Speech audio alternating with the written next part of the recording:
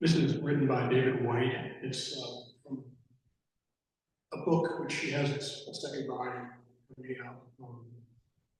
I think in the next couple of months. It's called Constellations, where he takes birds and just amazingly writes eloquent descriptions of these words. And this one is from a passage on the word vulnerability. Vulnerability is not a weakness, a passing indisposition, or something we can arrange to do without. Vulnerability is not a choice. Vulnerability is the underlying, ever-present and abiding undercurrent of our natural state. The only choice we have as we mature is how we inhabit our vulnerability, how we become larger and more courageous and more compassionate through our intimacy with disappearance.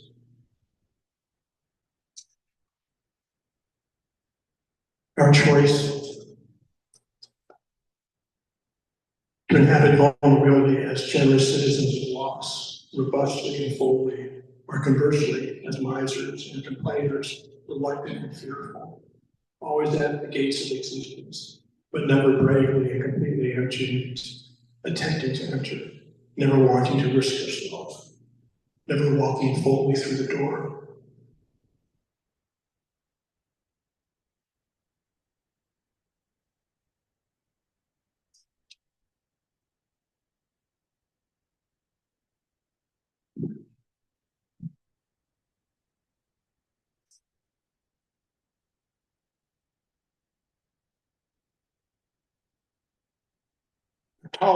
October's always had deep meaning for me.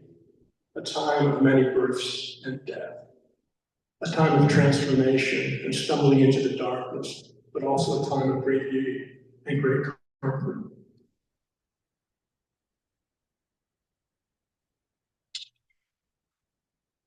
A little vignette. In October of 1983, I was camping by myself in a small state park north of Lake Placid. I had been traveling through the southern tier of New York most of that summer, staying with a cousin and his wife for a while. Basically, I had become a wanderer. I dropped out of college a few years before that. And when I was sitting in the campground one evening, I don't remember, I read a poem called The Final Fall. I just want to read a couple lines from it. On awakening, no day fresh anew, only a herring quagmire, glazed by the past night's blue. My hands quiver as I pull on my shorts, humble my boots. This mind cringes and shadows awake, belaboring the enormous simplicity to the final stand.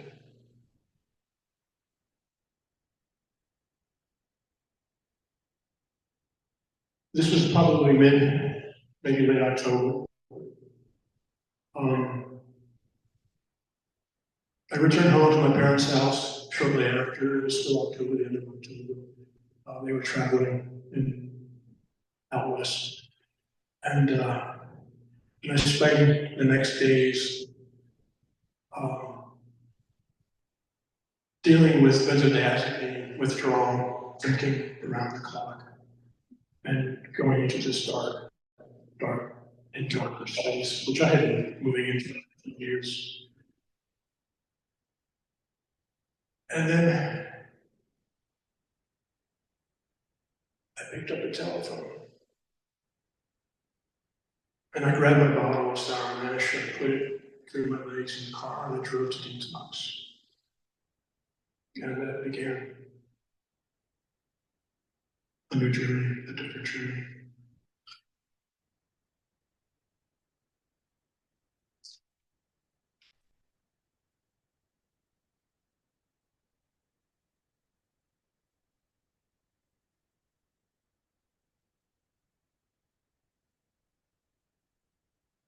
So this morning, I stand before you, nervous, scared, unsure.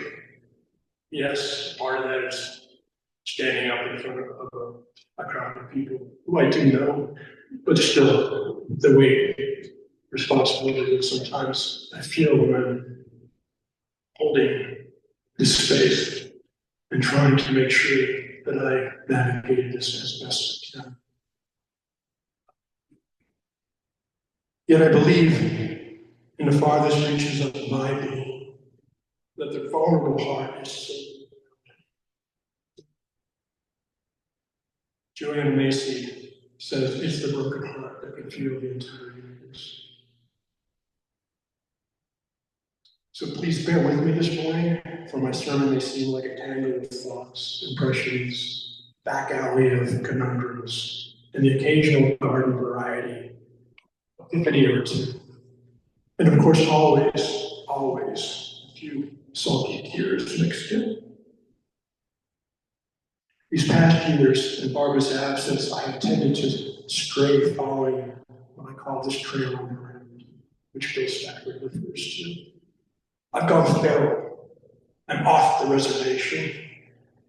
I'm taking the dog walk, literally, but figuratively at the same time. God knows how many trails Buster and I have done together. I'm walking in beauty. I like to think the broken open heart works best in circles that continuously loop around and around, growing ever more expansive. And then I have these special moments where I find myself taking a gasp of air and my heart suddenly pounding, an electric current pulsing through my body. Mystics and sages believe that the heart is an organ of perception, not the mind. I know that. I know that. As I tear up, I am truly gobsmacked that my heart is ever more expansive beyond my wildest belief.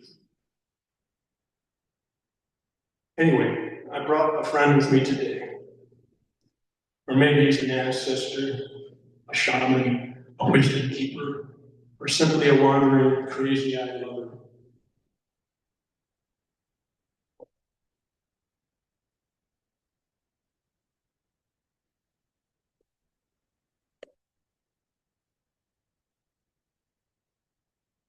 He is known as Mark Malinak of the Carpathian Lemko region.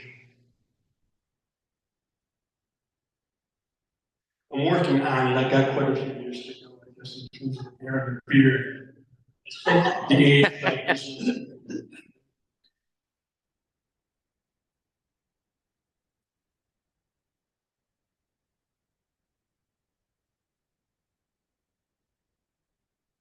again, we make sacred the ground that we walk on. And then thank you, gratitude. The ground that space offers us something back. It can offer us grace and, of course, beauty.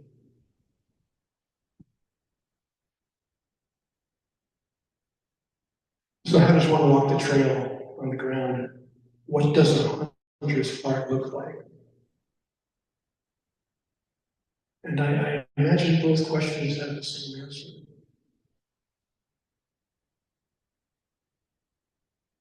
Being quiet.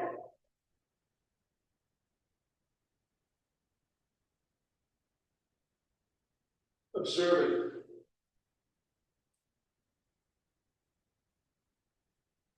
Attentive. Listening.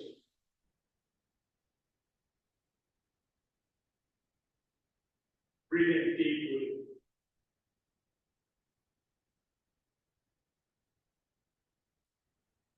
Palms open.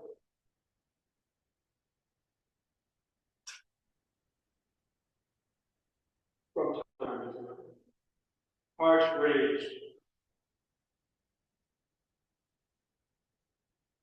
All the time.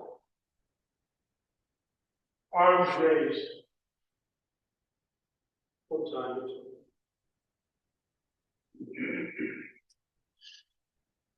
There's something greater, perhaps to God, to the eternal, to the night sky, to the full hunter's moon in the pre-dawn hour.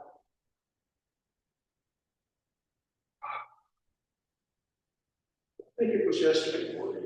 I got up, I usually say, and I don't know, I say thank you, I say good morning, I have a list of people I love. Yes, and like. I have the forest, I have the trees, I have.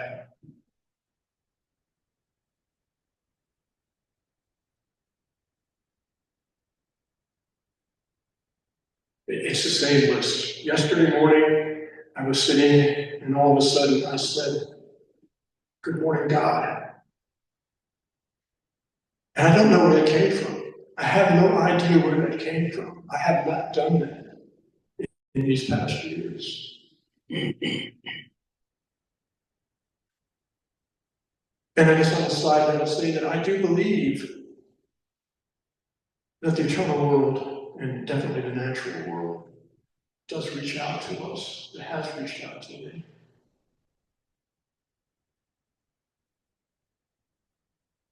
A little passage from a writing I did the other morning. After a sleepless, anxious night, I am now awake, sitting on my front deck, being cleansed by the pre-dawn glow of the hunter's moon. Everything has become a dark and mysterious symbol of itself. The red oak and the sugar maple just off the deck, the tall white pines over to the west, the outlines of Boreal Road